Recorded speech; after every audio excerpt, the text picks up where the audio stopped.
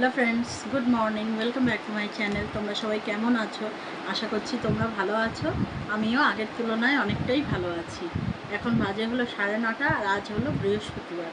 তো এখন থেকে ব্লগটা শুরু করছি। এখন যাব টিফিন বানাতে। তো টিফিন বানাবার একটা না মানে বিশাল একটা হ্যাপা হয়ে যায়, জানো তো। সকালবেলা এই গরমে যে কি টিফিন বানাবো আর কি টিফিন বানালে তাড়াতাড়ি হয়ে যাবে, অথচ ভালো একটা সলিড টিফিনও হবে, এইটাই রোজ চিন্তা করি, জানো তো। তো দেখি, আজকেও সেরকমই একটা দিন। তো আজকে আবার বৃহস্পতিবার। তো জানোই বৃহস্পতিবারে একটু পুজোতে সময়টা বেশি দিতে হয়। তো যাই হোক, দেখি এখন কি টিফিন বানানো যায়। তো তোমরা প্লিজ একটু কমেন্ট করো। আমার ভিডিওটা যারা যারা দেখছো একটু কমেন্ট করো, নাহলে তো আমি বুঝতে পারছি না যে কারা কারা দেখছো। আর একটা লাইক করে দিও। তো চলো, ভিডিওটা আমি শুরু করলাম। সারাদিন তোমরা আমার সঙ্গে থাকো আর দেখতে থাকো। আজকে দেখো বন্ধুরা, একটা অন্যরকম টিফিন বানাবো, কিন্তু খুব সহজ। কি বানাবো বলো তো? এখানে আটা নিয়ে নিয়েছি, আটার মধ্যে এখানে নুনও নিয়ে নিয়েছি, এখানে একটা ডিম নিয়েছি, একটা পেঁয়াজ নিয়েছি, টমেটো নিয়েছি আর কাঁচা লঙ্কা নিয়েছি।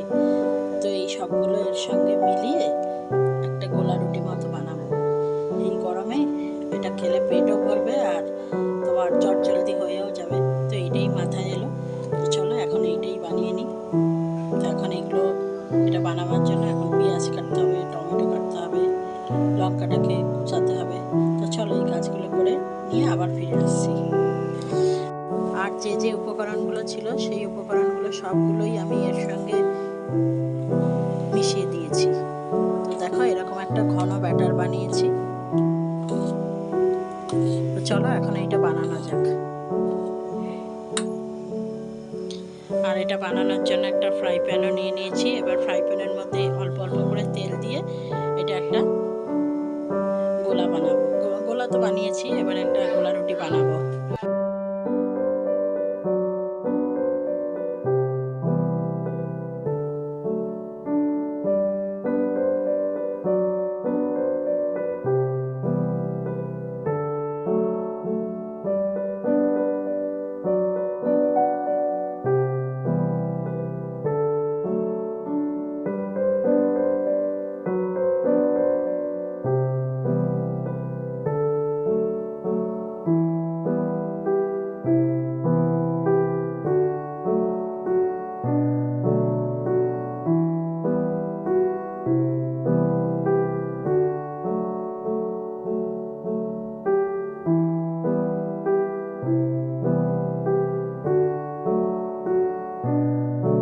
দেখো বন্ধুরা, আমাদের সবারই টিফিন খাওয়া হয়ে গেছে। আর সুমির পড়াশোনা করছে। এই যে সুমি এখন নিজের লেখাপড়া করছে, আর আমি ভাবছি কি মানে এখন স্নানটা করে পুজোটা দিয়ে দিই, তারপরে নয় রান্নাবান্না করবো। কারণ যেহেতু আজকে বৃহস্পতিবার, তো বৃহস্পতিবারে একটু মানে পুজোতে সময় লাগে। ওই জন্য ভাবছি এখন স্নান করে পুজোটা দিয়ে নিই, তারপরেই না রান্নাবান্নাটা করবো।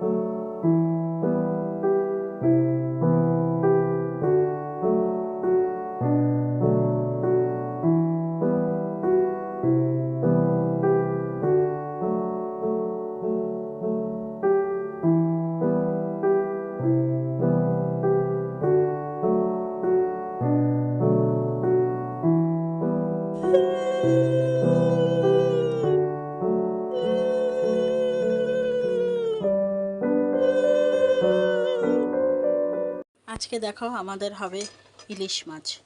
ইলিশ মাছ নিয়ে এসছে, তো ওই জন্য ওটাকে ভালো করে ধুয়ে নুন হলুদ মাখিয়ে রাখছি। ওটা ভাপে হবে আজকে। আর এই যে মাথাটা দেখছো, এই মাথাটা দিয়ে হবে পুঁই শাক। তো পুঁই শাক আমার কাটা হয়ে গেছে, ধোয়াও হয়ে গেছে। এখন মাছের মাথাটার সঙ্গে ভালো করে নুন আর হলুদটা মাখিয়ে নিয়ে তারপরে পুঁই শাকটা রান্না করব। এখানে দেখো পুঁই শাকের জন্য আমি সব রকম সবজিও কেটে নিয়েছি, যা যা পুঁই শাকে লাগে। আর এখানে তো আমার নুন হলুদ মাখানো হয়ে গেছে, আর কড়াইতে তেলও দিয়ে দিয়েছি। এখন আমি মাছের মাথাগুলো ভেজে নেব।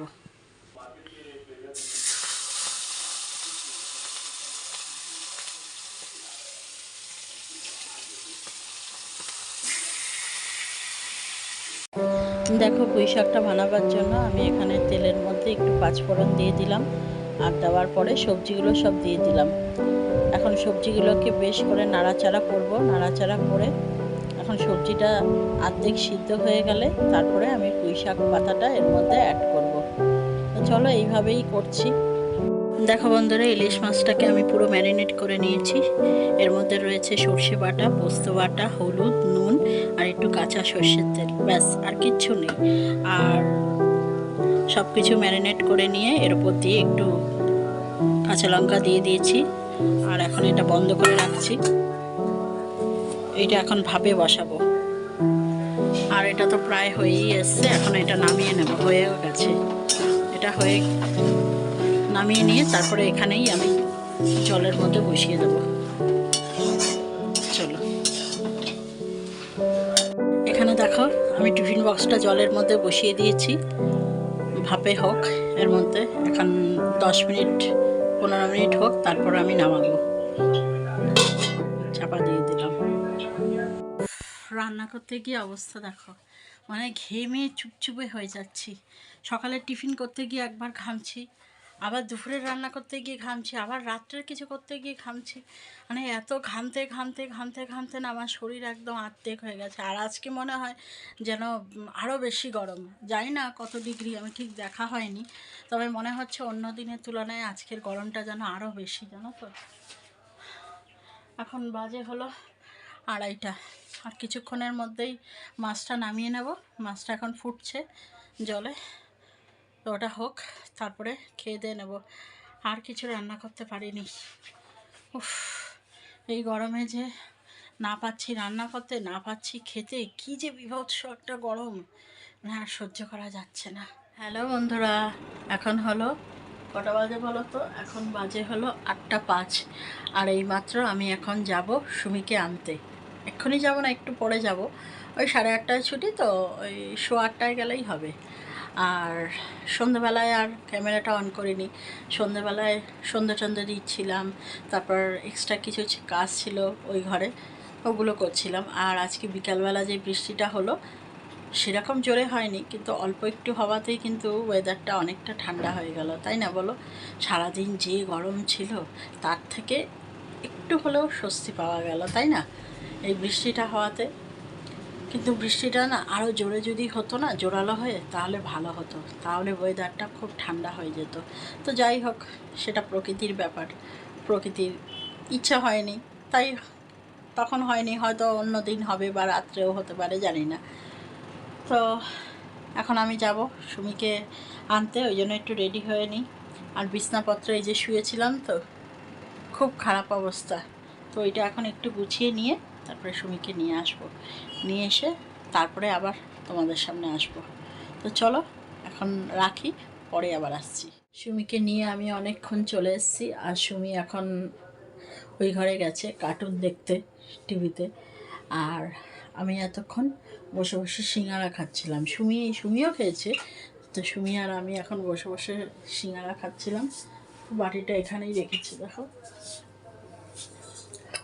এখন আবার রাত্রের রান্না করতে হবে। রাত্রের রান্না যে কী করব এই গরমে, না একবেলা রান্না করতে গিয়ে, সরি গো বারবার হেঁচকি উঠছে, একবেলা রান্না করতে গিয়েই নাজেহাল অবস্থা। আবার যদি দুবেলা রান্না করতে হয় তাহলে তো পাগল পাগল। জানি না কি করব, মানে রান্নাঘরে যেতেই ভয় লাগে।